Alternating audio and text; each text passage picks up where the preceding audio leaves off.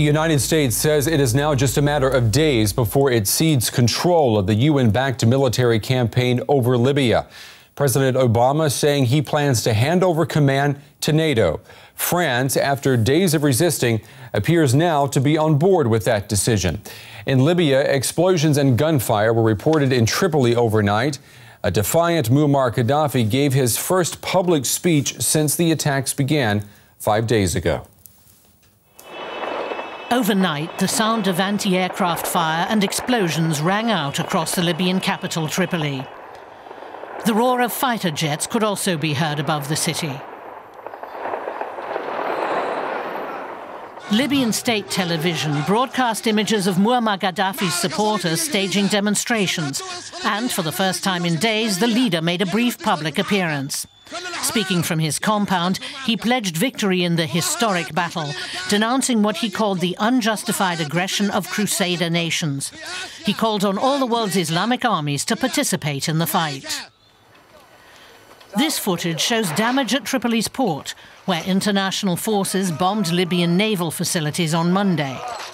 Despite Gaddafi's violent words, the Libyan government declared a new ceasefire on Tuesday, the third since the UN approved a no-fly zone last week. We hope that we will see a real ceasefire from all parts. From our party, we are committed to this, but we're still seeing continuation of the airstrikes. Rebels fighting to bring down Gaddafi's regime rejected the government's claims. They said regime forces continue to perpetrate violence against civilians in cities across Libya. US President Barack Obama emphasized that the military intervention wouldn't end until it had ensured the safety of the Libyan people. Any contingency, including unless he is willing to step down, that there are still going to be potential threats towards the Libyan people. And we will continue to support the efforts to protect the Libyan people. President Obama also said he was confident the US would soon be able to step back from its leading role in the mission. That now looks likely, after Western leaders appeared to resolve their dispute over the role played by NATO. Yeah, a dispute indeed. Let's go to our correspondent Jeff Meads in Brussels. So, Jeff, is this a done deal? Is this about to become a NATO mission? Well, yes, I think to all intents and purposes, and let's face it, it always was heavily NATO-led because of the nature of many of the Western countries involved. But what France is insisting on is that NATO, yes, it should have a key role in command and control of this Libyan operation, but not the lead role. And I think that's the terminology that President Sarkozy will employ to cover his concern, because he didn't really want NATO to have the main role. He thinks Europe's military capability should lie within the EU. Last night, President Obama had conversations on the phone with President Sarkozy and the British Prime Minister about all of this, and I think they've reached this accommodation. It is a compromise, inevitably, but I think everybody wants this out of the way. That is obvious. The terminology here is interesting, but we're reading about a steering body that is meant to have political leadership here in terms of dealing with Libya. Is this just a way of fudging to keep people happy, particularly the French? Exactly. I think that's precisely what it is. It's a political steering body made up of the foreign ministers of the countries involved in this coalition, including those from the Arab League, and they will meet regularly from now on in either, they say, Brussels, Paris or London or somewhere or other, to effectively, or at least publicly, be in control of day-to-day decision-making. But, you know, as I say, meanwhile, back at NATO headquarters, that's where the military strategy will be driven from. So, yes, it's a fig leaf, this body, but it will be in political control, as it's seen in Paris. Okay, Jeff Mead for us in Brussels. Thank you very much, Jeff. Well, Germany has made it clear it will have nothing to do with NATO's involvement in the no-fly zone over Libya. It is pulling its AWACS surveillance aircraft staff out of the Mediterranean. But they will continue working under the NATO umbrella. Germany is sending those troops to Afghanistan to boost NATO's mission there. Germany abstained from the UN Security Council vote on the no-fly zone over Libya. All right, let's check in with Simon Young. He's at our parliamentary studios and let's talk about this decision by Germany. Is it fair to say here, Simon, that Germany is cherry-picking its missions when it comes to its duties with NATO?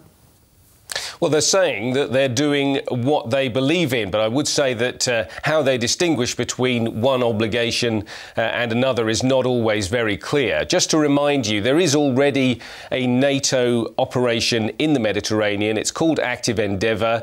It's been running since 2001, and the objective is to stop terrorist activity in the region.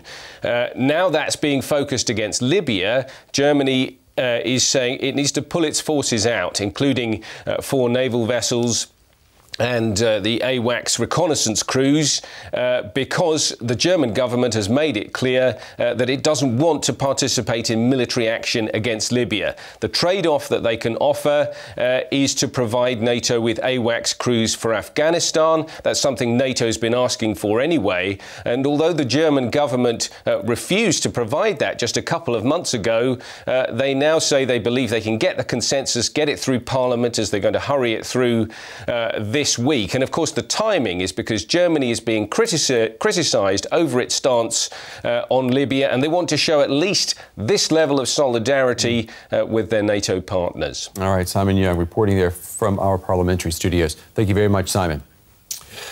All right, reports from Syria say that security forces there have shot and killed at least 5 demonstrators in the southern city of Daraa.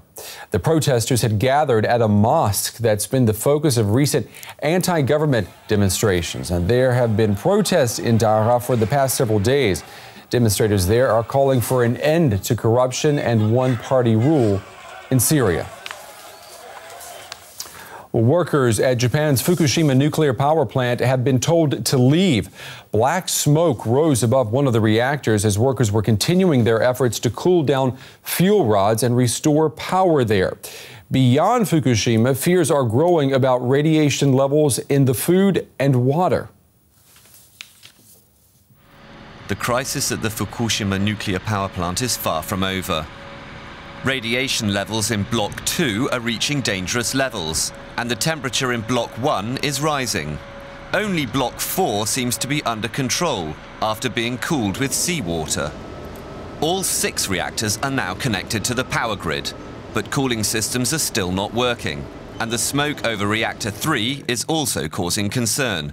Japanese authorities continue to call for calm. Even though the pressure and the temperature are a little higher, that does not necessarily mean that there will be abnormalities in the nuclear plant. There's quite a lot of leeway. There is no need to panic, but if it keeps rising, there is a chance that it might reach dangerous levels. As far away as Tokyo, tap water from a treatment plant has been found to be contaminated. Authorities have warned that it's unsafe for infants. The list of produce from the area around Fukushima that's unsafe for consumption is growing. People in Japan are unsure what they can safely eat or drink. All right, we want to go to our correspondent, Chris Johnson, who's just outside of Tokyo. Good afternoon to you, Chris. Hi. Good afternoon to you. Talk to me about these dangerous levels of radioactive iodine that's been found in Tokyo's tap water right now. Are people beginning to panic in Tokyo? People in supermarkets are certainly buying up a lot of water and tea and things like that. The government is asking people not to panic, saying it's okay to drink a little bit of water if you have no other choice, but they are worried about the long-term effects if you keep drinking the water all the time. The levels are supposed to be 100. They're 200 now, and that's too dangerous for children, but the level would be 300 for adults. Chris, the U.S. has become the first nation to block food imports from Japan. South Korea may follow. Is there a feeling now that this nuclear emergency may bring everything to a standstill? They are worried about that because the Prime Minister has warned people not to eat any of the vegetables, basically, that are produced in Fukushima Prefecture, and 2 million people or more live in that prefecture. They're also not getting samples from some of the hard-hit earthquake areas, so there could be contamination there. There's certainly a much more concern about this today than there was in previous days. All right, Chris Johnson reporting for us just outside of Tokyo. Chris, thank you very much. Thank you. All right, Ariane is here now with the latest business, and Portugal is on the agenda.